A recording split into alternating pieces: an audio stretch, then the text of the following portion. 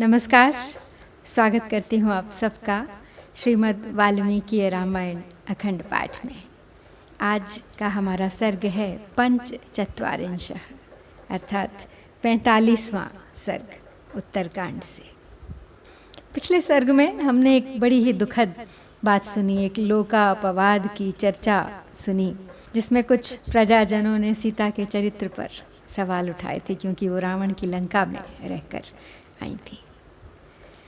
तो आज के सर्ग में है अब श्री राम का अपने भाइयों के समक्ष सर्वत्र फैले हुए लोकापवाद की चर्चा करके सीता को वन में छोड़ाने के लिए लक्ष्मण को आदेश देना। सीता यूं भी तपोवन जाना चाहती थी, फिर बहुत सारे ऐसे कार्य हैं जो विधाता ने रचे हुए हैं जो सीता के वन जाने से ही संभव होंगे।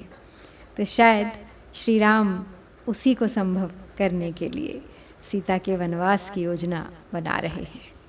पहले रावण की मृत्यु के कारण अपने वनवास की योजना रची और अब देखते हैं आगे कि क्या उद्देश्य है इस नई योजना का। तो चलिए प्रारंभ करते हैं आज का पाठ।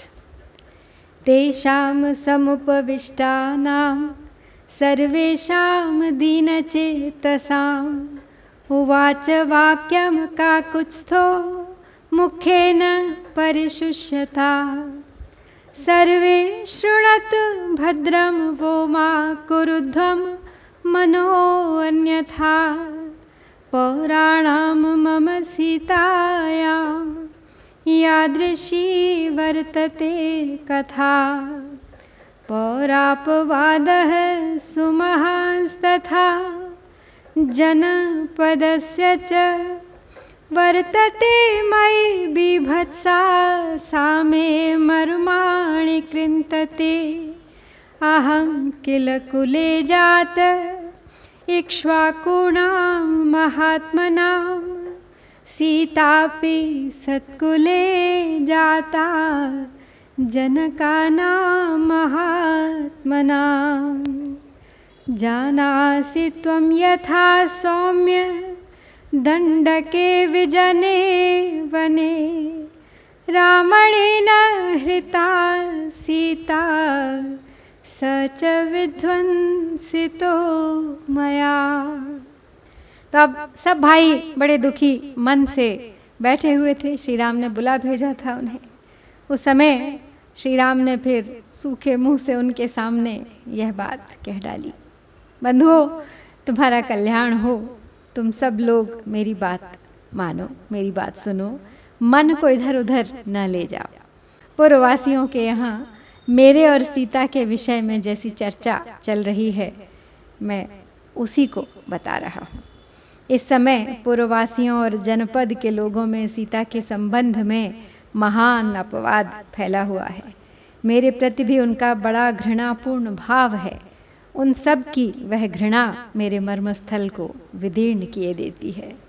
मैं इक्ष्वाकुवंशी महात्मा नरेशों के कुल में उत्पन्न हुआ हूँ। सीता ने भी महात्मा जनकों के उत्तम कुल में जन्म लिया है।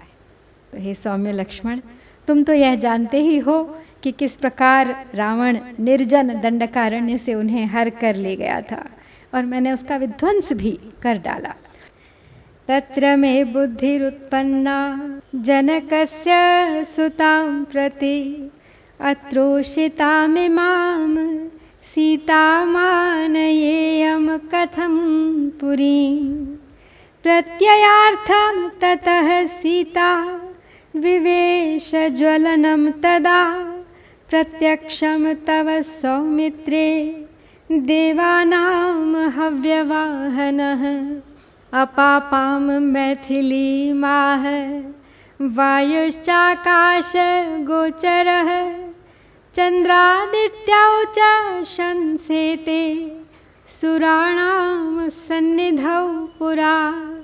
ऋषीणां चैव सर्वेषां पापां जनकात्मजाम्। एवं शुद्ध समाचारा देवगन्धर्वसन्निधौ। लङ्काद्वीपे महेन्द्रेण मम हस्ते निवेशिता अंतरात्मा च मे वेत्ति सीताम शुद्धाम यशस्विनी। तो श्री राम लक्ष्मण को बताते हुए आगे कह रहे हैं, कहते हैं लक्ष्मण तुम तो सब कुछ जानते ही हो, कैसे सीता का हरण हुआ, कैसे मैंने रावण का विध्वंस किया। उसके बाद लंका में ही जानकी के विषय में मेरे अंतःकरण में यह विचार उत्पन्न हुआ था कि इनके इतने दिनों तक यहाँ रह लेने पर मैं इन्हें राजधानी में कैसे ले जा सकूँगा। तो सुमित्रा कुमार, उस समय अपनी पवित्रता का विश्वास दिलाने के लिए सीता ने तुम्हारे सामने ही अग्नि में प्रवेश किया था और देवताओं के समक्ष स्वयं अग्निदेव ने उन्हें निर्दोष बताया था। आकाशचारी वायु, चंद्रमा और सूर्य ने भी पहले देवताओं तथा समस्त ऋषियों के समीप जनक नंदिनी को निष्पाप घोषित किया था। इस प्रकार विशुद्ध आचार वाली सीता को देवताओं और गंधर्वों के समीप साक्षात देवराज इंद्र ने लंका द्वीप के अंदर मेरे हाथ में सौंपा था। मेरी अंतरात्मा भी यशस्विनी सीता को शुद्ध समझती है, इसीलिए मैं इन विदेह नंदिनी को साथ लेकर अयोध्या आया था। ततो गृहीत्वा वैदेहीम् अयोध्यामहमागतः अयं तु मे महान् वादः शोकश्च हृदि वर्तते पौरापवादः सुमहांस्तथा जनपदस्य च अकीर्तिर्यस्य गीयेत लोके भूतस्य कस्यचित् पतत्येवाधमान् लोकान् यावत् शब्दः प्रकीर्त्यते अकीर्तिर्निन्द्यते देवैः कीर्तिर्लोकेषु पूज्यते। कीर्त्यर्थं तु समारम्भः सर्वेषां सुमहात्मनाम्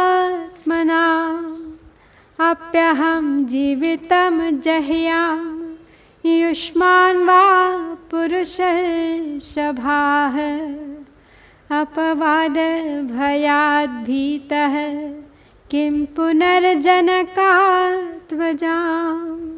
तस्माद् भवन्तः पश्यन्तु पतितं शोकसागरे।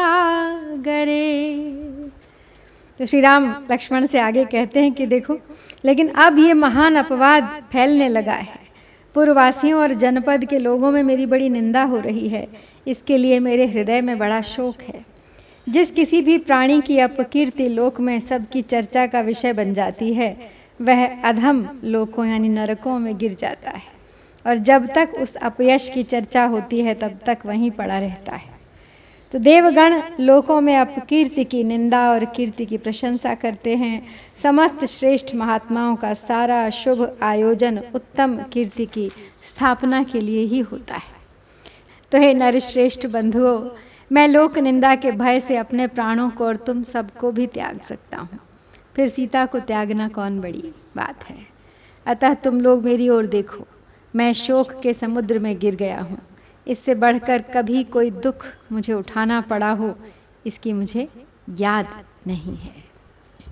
न हि पश्याम्यहं भूतं किंचित् दुःखमतो अधिकं श्वस्त्वं प्रभाते सौमित्रे सुमन्त्राधिष्ठितं रथम् आरुह्य सीतामारोप्य विषयान्ते समुत्सृज गंगायास्तु परे पारे वाल्मीकिस्तु महात्मनः आश्रमो दिव्य संकाशस्तमसा तीरमाश्रितः तत्रैतां विजने देशे विसृज्य रघुनन्दन शीघ्रमागच्छ सौमित्रे कुरुष्व वचनं मम न चास्मि प्रतिवक्तव्यः सीतां प्रति कथञ्चन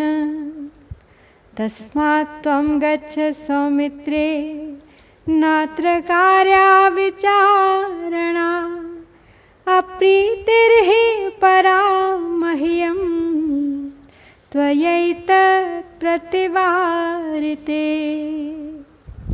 तो श्री राम अब लक्ष्मण से उन्हें आज्ञा देते हुए कहते हैं कि सुमित्रा कुमार, कल सवेरे तुम सारथी सुमंत्र के साथ रथ पर आरूढ़ हो सीता को भी उसी पर साथ ले इस राज्य की सीमा के बाहर चले जाओ और उन्हें वहीं छोड़ाओ। गंगा के उस पार तमसा के तट पर महात्मा वाल्मीकि मुनि का दिव्य आश्रम है। रघुनंदन, उस आश्रम के निकट निर्जन वन में तुम सीता को छोड़कर शीघ्र लौट आओ। सुमित्रा नंदन, मेरी इस आज्ञा का पालन करो। सीता के विषय में मुझसे किसी तरह कोई दूसरी बात तुम्हें नहीं कहनी चाहिए। इसलिए लक्ष्मण, अब तुम जाओ, इस विषय में कोई सोच विचार न करो। यदि मेरे इस निश्चय में तुमने किसी प्रकार की अड़चन डाली तो मुझे महान कष्ट होगा। शापिता हि मया यूयं पादाभ्याम जीवितेन च ये मां वाक्यांतरे ब्रूयुरनुनेतुं कथंचन अहितानां ते नित्यं मदभीष्ट विघातना मानयन्तु भवन्तो मां यदि मच्छासने स्थिताः इतो अद्य नियतां सीता कुरुष्व वचनं मम पूर्वमुक्तो अहमनया गंगातीरे अहमाश्रमान् पश्येयमिति तस्याश्च कामः संवर्त्यतामयम् एवमुक्त्वा तु काकुत्स्थो बाष्पेण पिहिते क्षणः संविवेश स धर्मात्मा भ्रातृभिः परिवारितः शोकसंविघ्न हृदयो निश्वास यथा द्वीपः। तो आगे कहते हैं लक्ष्मण से श्री राम कि मैं तुम्हें अपने चरणों और जीवन की शपथ दिलाता हूँ, मेरे निर्णय के विरुद्ध कुछ न कहो। जो मेरे इस कथन के बीच में कूदकर किसी प्रकार मुझसे अनुनय विनय करने के लिए कुछ कहेंगे, वे मेरे अभीष्ट कार्य में बाधा डालने के कारण सदा के लिए मेरे शत्रु होंगे। यदि तुम लोग मेरा सम्मान करते हो और मेरी आज्ञा में रहना चाहते हो तो अब सीता को यहाँ से वन में ले जाओ, मेरी इस आज्ञा का पालन करो। सीता ने पहले मुझसे कहा था कि मैं गंगा तट पर ऋषियों के आश्रम देखना चाहती हूँ, अतः उनकी यह इच्छा भी पूर्ण की जाए। इस प्रकार कहते कहते श्री रघुनाथ जी के दोनों नेत्र आंसुओं से भर गए। फिर वे धर्मात्मा श्री राम अपने भाइयों के साथ महल में चले गए। उस समय उनका हृदय शोक से व्याकुल था और वे हाथी के समान लंबी सांस खींच रहे थे। श्री राम के दुख का अंदाज़ा लगाना भी कठिन है, लेकिन रह रहकर यही विचार मेरे हृदय में आता है कि क्या प्रजाजनों को समझाया जा सकता था, क्या उन्हें सीता की अग्नि परीक्षा का सारा वृत्तांत फिर से बताया जा सकता था, क्या सीता के वनवास को रोका जा सकता था। तो रामायण पर सदियों से लगे इस प्रश्न चिन्ह के साथ हम श्री वाल्मीकि निर्मित आर्ष रामायण आदि काव्य के उत्तरकांड में 45वां सर्ग पूरा करते हैं। इत्यार्षे श्रीमद् रामायणे वाल्मीकिये आदि काव्ये उत्तरकांडे 45 सर्गः। ओम श्री सीतारामचंद्राभ्यां नमः।